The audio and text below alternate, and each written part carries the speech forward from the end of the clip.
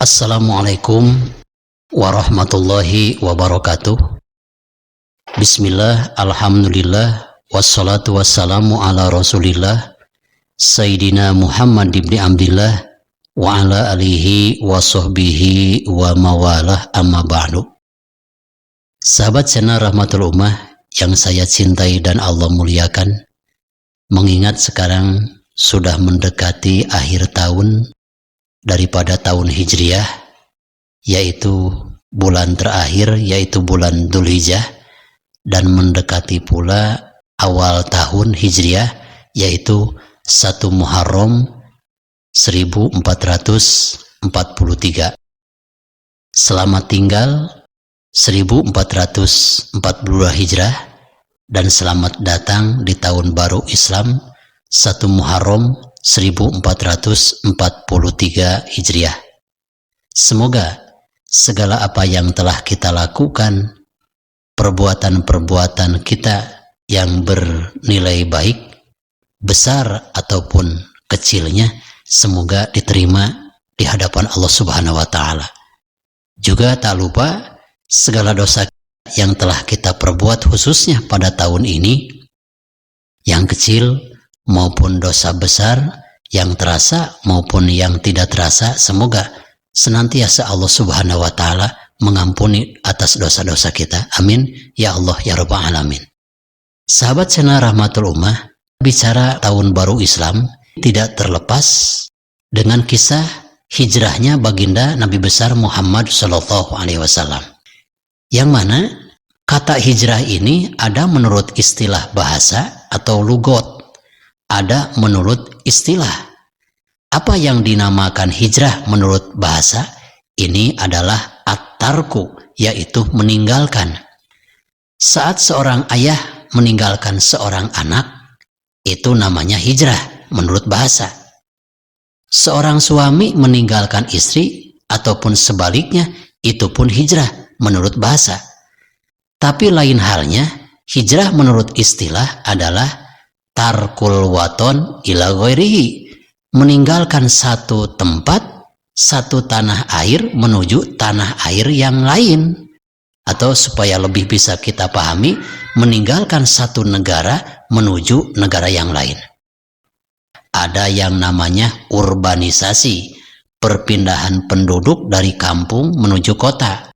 Ada juga yang dinamakan transmigrasi, berarti perpindahan penduduk dari satu pulau ke pulau lain, seperti program pemerintah Indonesia yang mencanangkan program transmigrasi, karena di Pulau Jawa ini sudah padat penduduk, sedangkan di pulau-pulau lain, di Kalimantan, di Papua, di Sulawesi, dan Sumatera masih banyak tanah-tanah yang kosong, sehingga untuk pemerataan penduduk akhirnya pemerintah memutuskan untuk mengadakan program transmigrasi.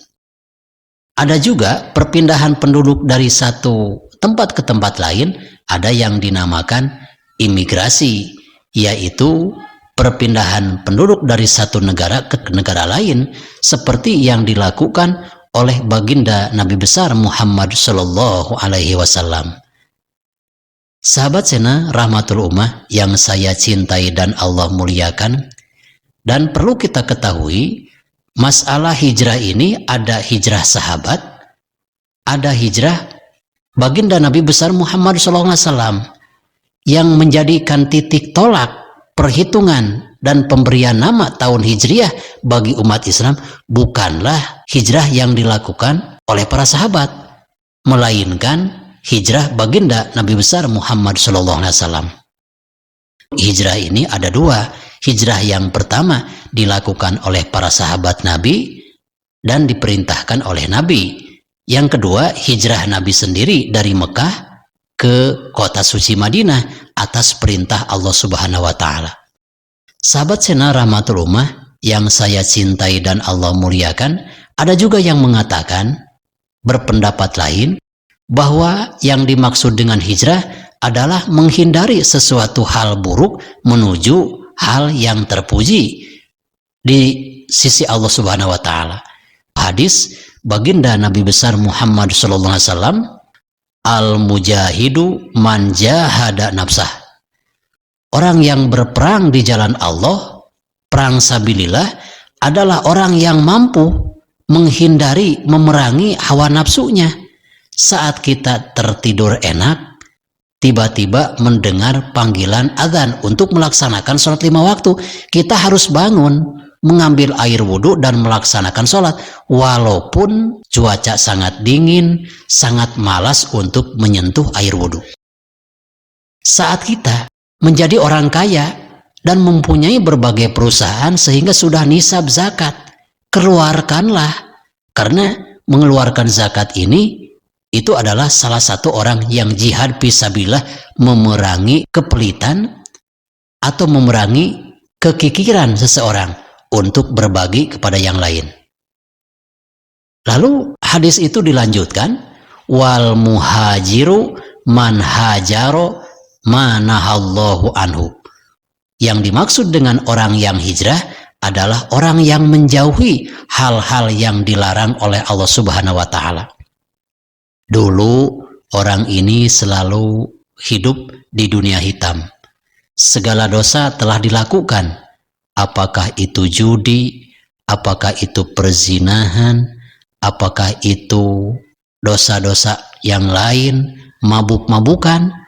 Saat diberikan taufik dan hidayah oleh Allah, sehingga orang ini mau bertobat atas dosa-dosanya, sehingga beristighfarlah kepada Allah, menyesali dosa-dosa yang telah diperbuat dan berjanji untuk tidak melakukannya kembali.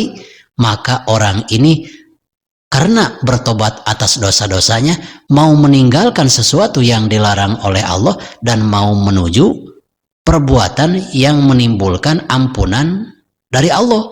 Orang ini dikategorikan orang yang sudah hijrah. Apabila kita sering berbuat dosa, maka tidak ada dosa yang tidak diampuni oleh Allah. Seluruh dosa itu bisa diampuni oleh Allah.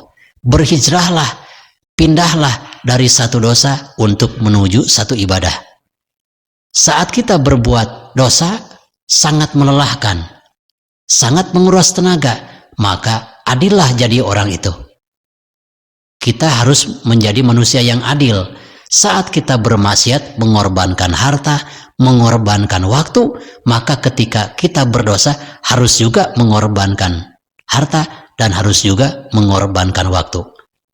Apabila seseorang mengaku mau bertobat tapi tidak mau berkorban waktu untuk beribadah, tidak mau mengorbankan hartanya untuk ibadah, maka tobatnya bukanlah disebut taubatan nasuha. Sahabat channel Rahmatul Ummah yang saya cintai dan Allah muliakan, mudah-mudahan di video pertama membahas tentang ta'rif daripada hijrah ini besar manfaatnya, khususnya bagi saya dan umumnya bagi kita sekalian. Hadanallahu wa iyyakum wal afu minkum. Wassalamualaikum warahmatullahi wabarakatuh.